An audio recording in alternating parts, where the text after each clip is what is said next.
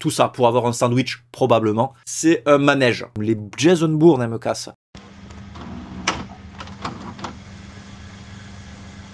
Bonjour, c'est Drawer et bienvenue dans cette nouvelle vidéo. Aujourd'hui, on va regarder un petit peu ce qui se fait sur Netflix. Alors, moi, je suis pas un grand fan sur Netflix. Je trouve que le catalogue est plutôt pérave. En termes de films d'horreur, en tout cas. En termes de stand-up, moi, j'aime bien. Bon, après, voilà. Mais je trouve qu'en termes de films d'horreur, et en termes de films en général, c'est quand même pas souvent la joie. Mais j'ai réussi à trouver 10 films qui sont intéressants si vous avez un abonnement Netflix. Alors, cette vidéo est pas sponsorisée, évidemment. Je m'en bats les couilles que vous preniez Netflix. D'ailleurs, je trouve que c'est de la merde. C'est de la merde, on est d'accord. Ne le prenez pas, même. Mais si vous l'avez, ça peut servir. On va zoomer un peu.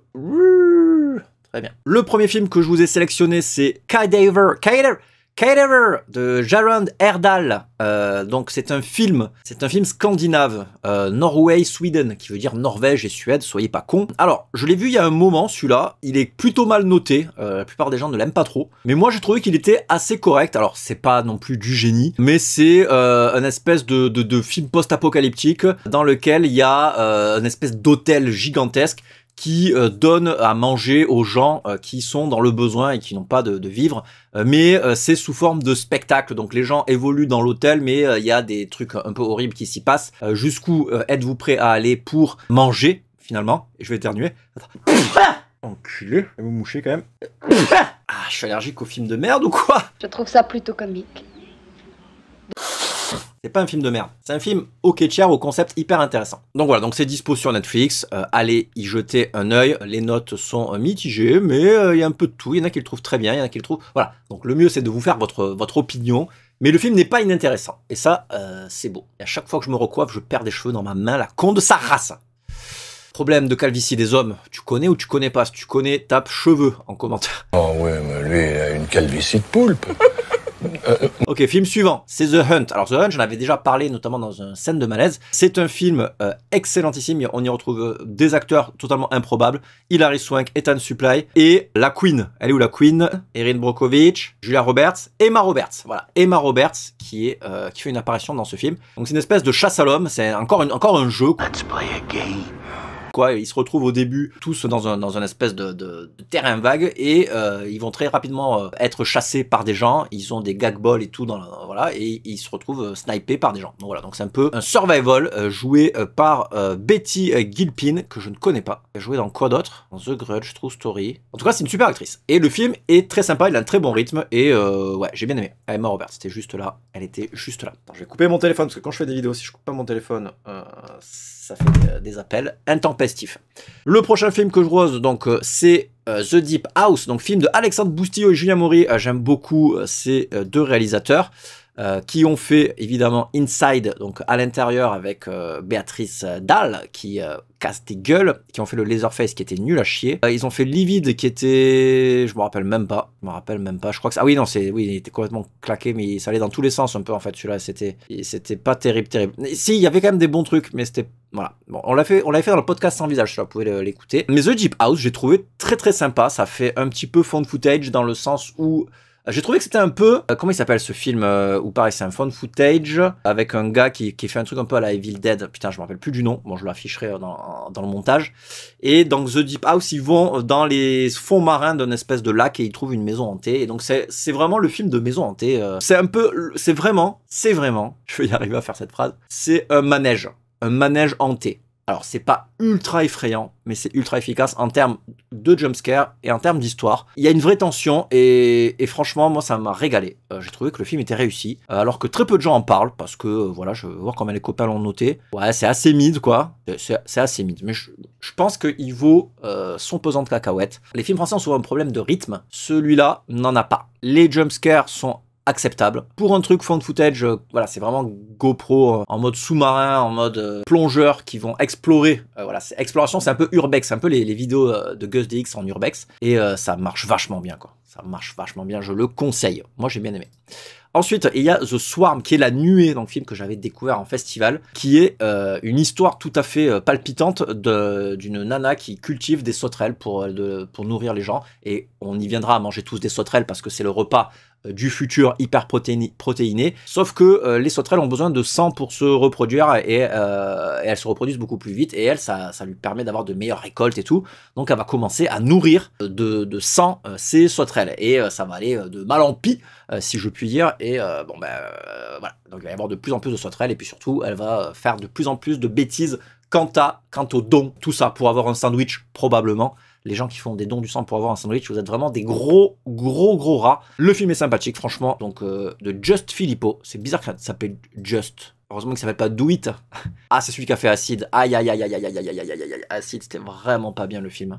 Vraiment pas bien. Mais The Swarm, c'était bien. Je viens de manger des lasagnes. Je me gerbe dans la bouche, quoi. T'étais saoul, t'as vomi, tu t'es traîné par terre jusqu'au lavabo. Classic Horror Story, j'en avais parlé aussi, il me semble. Toujours sur Netflix. Et c'est un film hyper méta sur le cinéma d'horreur, d'ailleurs, comme son nom l'indique. En fait, c'est des gens qui vont dans une espèce de lieu de tournage. Et puis, il y a une forêt. Alors, ça c'est de mes souvenirs. Alors, attends, je vais regarder plus précisément ce que c'est. Parce que je ne me rappelle pas très bien.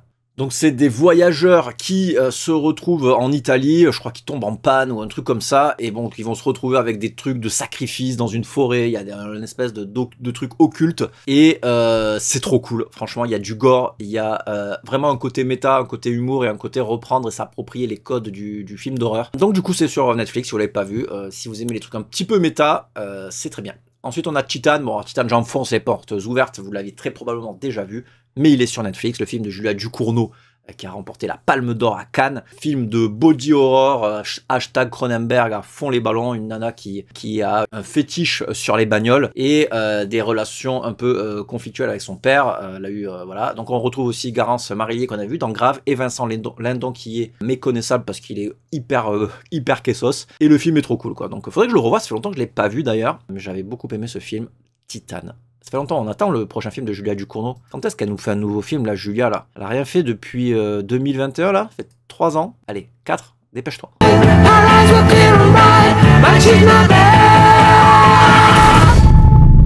Ensuite, j'ai vu Cam. Alors, Cam, ça, c'est un film, j'en ai déjà parlé aussi. Le catalogue Netflix ne se renouvelle pas beaucoup, donc en même temps, voilà. Donc c'est un film sur une nana qui fait des cams, voilà, elle fait des webcams un peu sexy. Sauf qu'elle va se retrouver avec une réplique d'elle et ça va créer une espèce d'alter ego maléfique et elle va sombrer dans la folie. C'est très cool. Et je trouve que le format de films qui sont filmés en caméra, en utilisant le web, un peu comme Unfriended ou des trucs comme ça fonctionne bien. Ou c'était Host, non c'était pas Host, c'est The Host, si c'était Host.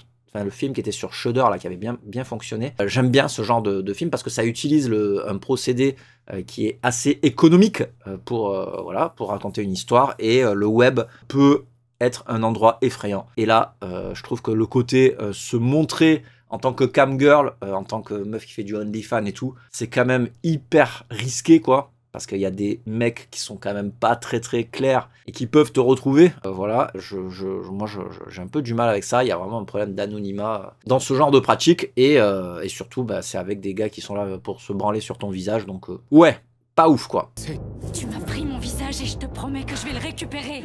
Tu m'as pris mon visage et je te promets que je vais le récupérer.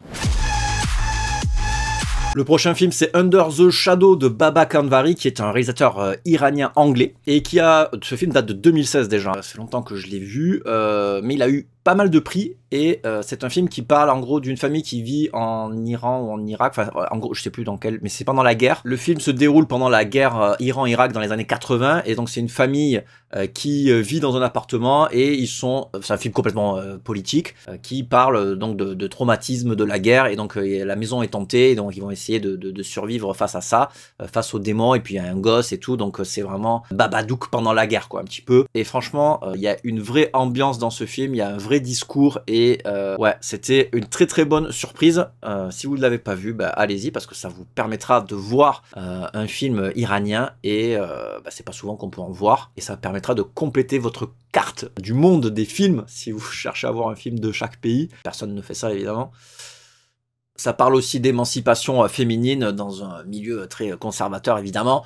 Donc voilà, donc il y a des thèmes qui sont vraiment politiquement très engagés, et pour un film d'horreur, bah, c'est toujours bien quand ça parle de politique. Le prochain film, c'est Dead Talent Society. C'est un film 2024 qui vient de sortir sur la plateforme. Alors moi je l'avais découvert en festival au FEFS. J'avais pas trop kiffé. En fait j'ai toujours un peu un problème avec les parodies. Donc en gros c'est un film dans lequel des morts doivent faire peur aux vivants, des fantômes, pour pouvoir revivre, un truc comme ça, ou pour pouvoir plus être des fantômes en fait. Je sais plus exactement. Mais c'est donc c'est un truc humoristique. Il y a un rythme qui est assez effréné. Il y a que moi qui l'ai pas aimé celui-là, donc je vous le conseille parce que tout le monde l'a apprécié, donc moi c'est vraiment parce que je suis aigri. Regardez les notes, elles sont vraiment... voilà, moi ça m'a un petit peu emmerdé parce que je n'ai pas trouvé ça très drôle, et puis l'humour japonais, alors, je sais pas si c'est japonais ou chinois d'ailleurs, c'est un film de Taïwan, c'est un film chinois, il parle en chinois en tout cas, et du coup dire que c'est japonais c'est raciste très probablement, mais peu importe. Donc ouais, donc regardez-le et faites votre avis et venez m'insulter en commentaire pour me dire que je n'ai aucun goût, mais en termes d'humour je suis un peu... il faut que ça soit vraiment drôle pour que ça fonctionne chez moi.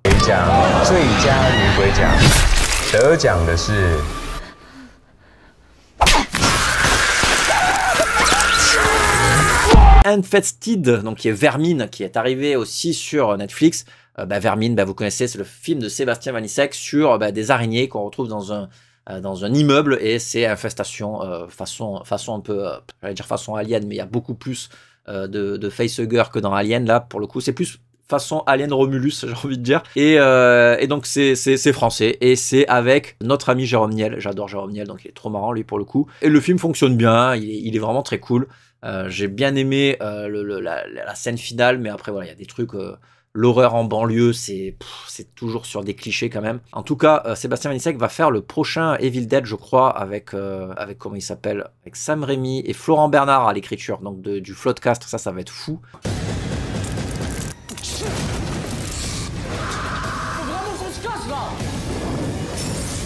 Et enfin, je mets, alors là c'est vraiment l'inverse de Dead Talent Society, il n'y a que moi qui l'aime ce film je crois, c'est le Massacre à la tronçonneuse version 2022, tout le monde chie dessus mais moi je trouve qu'il est fun, c'est pas un remake de l'original, faut voir ça comme une espèce de réactualisation, un peu comme Fede Alvarez, c'est très très con, il n'y a pas l'esprit poisseux de celui de 74 de Toby Hooper, mais il est fun et il dézingue des Instagrammeuses.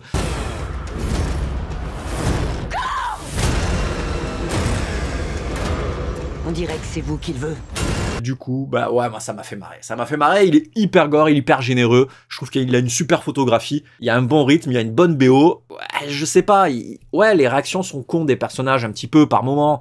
C'est que des clichés, mais pour moi c'est un film popcorn, quoi. C'est vraiment le film popcorn et je l'ai beaucoup aimé, faudrait que je le revoie.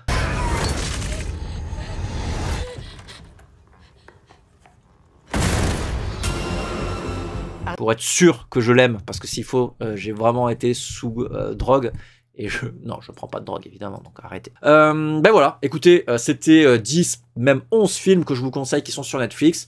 Après, sur Netflix, il y a quand même énormément de merde si on regarde. Attendez, on va quand même se pencher sur Netflix. Regardez, Five Nights at Freddy's qui est de la merde, Night Swim qui est de la merde, Wedding Nightmare c'est très bien, j'aurais pu le mettre, Ma c'est tiers. Il y a l'Exorciste Dévotion, c'est vraiment de la grosse merde. Us, c'est quand même cool, voilà, vous connaissez. Sous la scène, je l'ai pas vu, mais ça a pas l'air fou. Il y a il y a Bird Box qui est cool, le Rituel qui est très cool, Army of the Dead, c'est de la grosse merde. C'est Conjuring, ok, ouais, cool. Il y a j'ai pas eu le Ça 2 d'ailleurs, Retour aux Overlords, c'est quand même sympa. Dans les Angles Morts, c'est vraiment pas ouf. Il y a Shaun of the Dead qui est rigolo, mais bon, tout le monde connaît. Il y a les Scream qui viennent remettre les Scream, mais ça, c'est bien, dernière chance qui vont partir. Il y a Nightmare Island, il paraît que c'est vraiment de la grosse merde. Dans les Hautes Herbes, c'est vraiment de la grosse merde. Voilà. Malignante, c'est cool. The Dead Don't Die, mais plus jamais. Il y a les Hostels, ça peut être sympa. Ne t'endors pas, qui est ok tiers. Blablabla. The Perfection, il est vraiment très cool. J'aurais pu vous le conseiller celui-là.